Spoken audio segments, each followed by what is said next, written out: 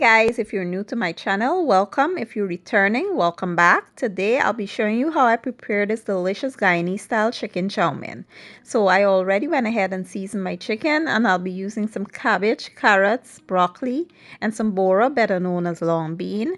I have my chow mein noodles here. Feel free to use any kind of your choice. I have some scallions, some parsley, onions, bell peppers. I'll be using garlic and ginger. For my seasoning, I have chow mein seasoning, Chinese 5 spice, all-purpose chicken bouillon, and some black pepper. I also have some Chinese sauce here, so let's get started.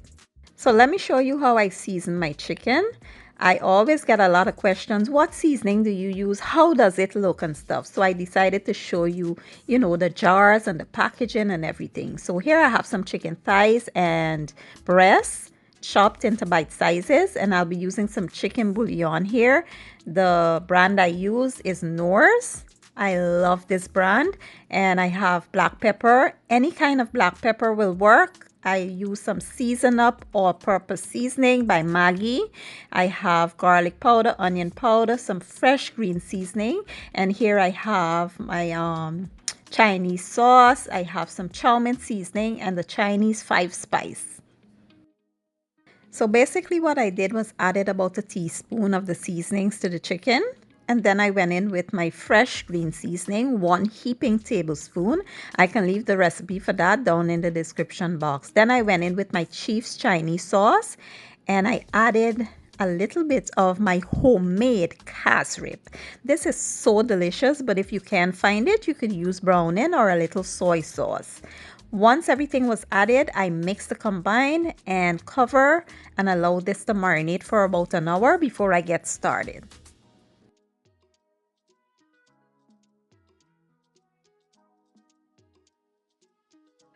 So now to my preheated pot with some water, I will add some salt. We will add the chow mein noodles in here and allow that to boil until it reaches your desired texture, but you don't want to overcook it. So you want to allow it to boil for about 10 to 12 minutes. Once it's done, drain it and run some cool water over to stop the cooking process. Now to my preheated pot, I've added some oil. Next, we will add the chicken in there. Give it a good mix, cover, and allow this to go until all the juices are released. Then I'll show you what's next. So as you can see, the chicken has released a lot of moisture. Now you want this moisture to evaporate. So we will allow this to cook until all the liquid evaporates, and then I will show you the next step. So at this point, the chicken is fully cooked and it's ready for the next step. So now we will go in with our aromatics, the onions, bell peppers, garlic and ginger. Give that a good stir and allow to go for about 2 to 3 minutes.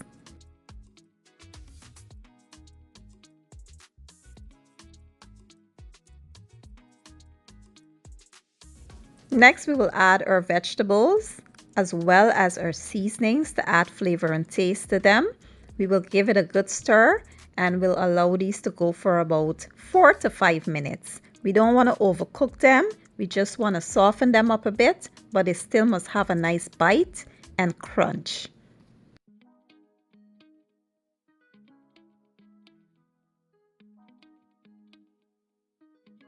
So this part is completely optional, but I hate a dry chow mein. So what I like to do is add some Chief's Chinese sauce and a little bit of cassareep in some water and just add it to create a sauce to toss my noodles in. Some people might just toss it as it is with the vegetables and the chicken, but I find that to be too dry for me. So I like to create that sauce and then I add my noodles. Give it a good mix, and that's it. That's basically it, guys. The last thing we'll add is our fresh green onions and parsley. And this is how I make my delicious Guyanese style chow mein. Once you try the chow mein this way, you will never go back to making it any other way ever again. This is so delicious and flavorful. I'm telling you, you will enjoy.